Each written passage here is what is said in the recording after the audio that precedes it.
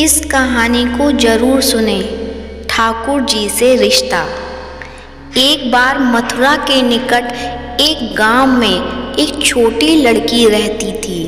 वृंदावन के निकट होने के कारण वहां से बहुत लोग ठाकुर जी के दर्शन को जाते थे। जब वो छोटी बच्ची 5 साल की हुई तो उसके घर वाले बांके बिहारी जी के दर्शन के लिए जा रहे थे। उस समय वाहन बहुत कम थे। उन्होंने दर्शन को जाते देख उस छोटी लड़की ने कहा, पिताजी मुझे भी अपने साथ ठाकुर जी के दर्शन के लिए ले चलो। पिताजी ने कहा, बेटा अभी आप छोटे हो, इतना चल नहीं पाओगे, थोड़े बड़े हो जाओ तब तुम्हें साथ में ले चलेंगे। कुछ समय बीता। जब वो 7 साल की हुई तो फिर घर वालों का किसी कारणवश वृंदावन जाना हुआ। फिर उस बच्ची ने कहा, पिताजी अब मुझे भी साथ ले चलो ठाकुर जी के दर्शन के लिए, लेकिन किसी कारणवश वो उसको ना ले जा सके। बच्ची के मन में ठाकुर जी के प्रति बहुत प्रगाढ़ प्रेम था। वह बस उनका मन से चिंतन करती रहती थी और दुखी भी होती थी कि ठाकुर जी के दर्शन को न जा सकी आज तक। गांव में उसके सभी सहपाठी प्रभु जी के दर्शन कर चुके थे। जब वो सब ठाकुर जी के मंदिर और उसके रूप का वर्णन करते तो इस बच्चे के मन में दर्शन की ललक और भी बढ़ जाती। समय अपने पंख लगा के बढ़ता गया। कहीं अवसर मिला जाने के पर शायद उसके भाग्य में ठाकुर जी के दर्शन नहीं लिखे थे। जब वो 17 साल की हुई तो उसके पिताजी को उसके विवाह की चिंता हो गई। उसका विवाह तय हो गया।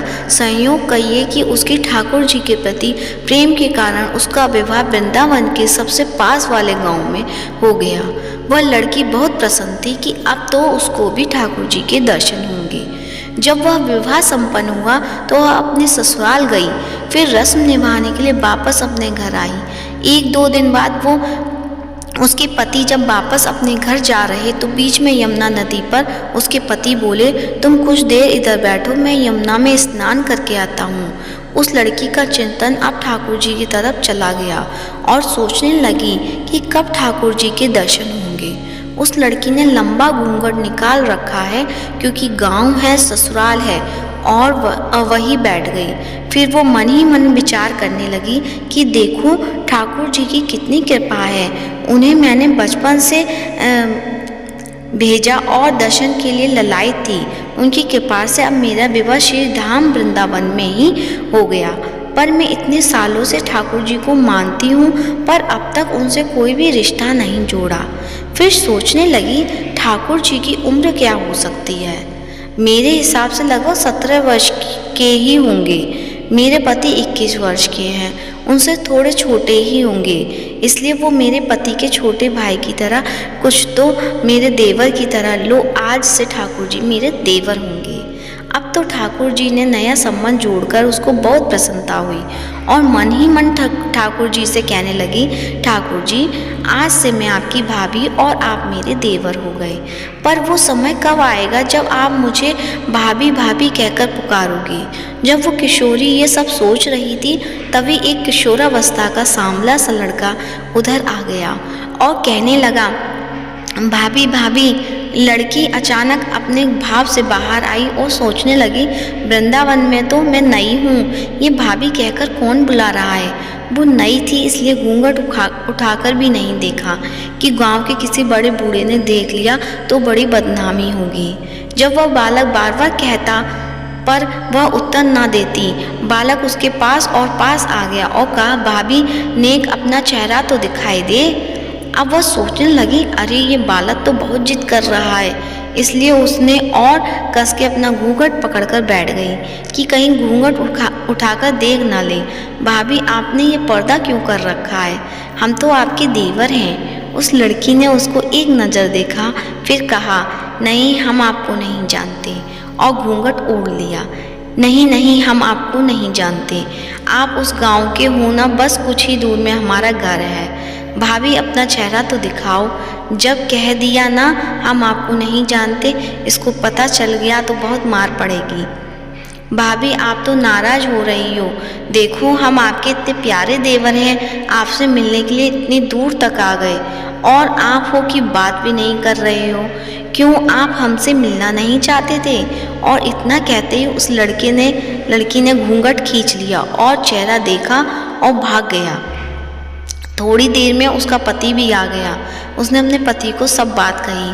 पति बोला, चिंता मत करो, वृंदावन बहुत बड़ा थोड़ी ही है। कभी भी किसी गली में लड़का मिल गया तो हड्डी पसली एक कर दूंगा, फिर कभी भी ऐसा नहीं कर सकेगा। तुम्हें जब भी और जहाँ भी दिखे मुझे ज़रूर बताना। फिर दोनों घर चले गए। कुछ दिन बाद उसकी सासू माँ ने अपने बेटे से कहा, बेटा देख तेरा विवाह हो गया, अब बहू मायके से भी आ गई, पर तुम दोनों अभी तक बांके बिहारी जी के दर्शन के लिए नहीं गए। कल तुम जाकर बहू को ठाकुर जी के दर्शन करा कर लाना। अगले दिन दोनों पति और पत्नी ठाकुर जी के दर्शन के लिए मंदिर जाते हैं। मंदिर में बहुत भीड़ थी। लड़का कहने लगा, देखो तुम स्त्रियों के साथ आगे जाकर दर्शन करो, मैं आता हूँ। जब वो आगे गई पर घूंघट नहीं उठाती। उसको डर लगता कोई बड़ा बूढ़ा देखेगा तो कहेगा कि नई बहू घूंघट के बिना ही घूम रही है। बहुत देर हो गई तो पीछे से पति ने आकर कहा, अरे बाबली ठाकुर जी सामने हैं, घूंघट काहे को नाय खोले? घूंघट नाय खोलेगी तो प्रभु जी के दर्शन कैसे करेगी? अब उसने अपना घूंघट उठाया और जो बांके बिहारी जी की ओर देखा तो बांके बिहारी जी की जगह वही बालक मुस्कुराता हुआ दिखा। तो वह चिल्लाने लगी, सुनिए ओ जी जल्दी आओ, जल्दी आओ। पति जल्दी से भागा आया और बोला, क्या हुआ? लड़की बोली, उस दिन जो मुझे भाभी भाभी कहकर भागा था ना, वह लड़का मिल गया।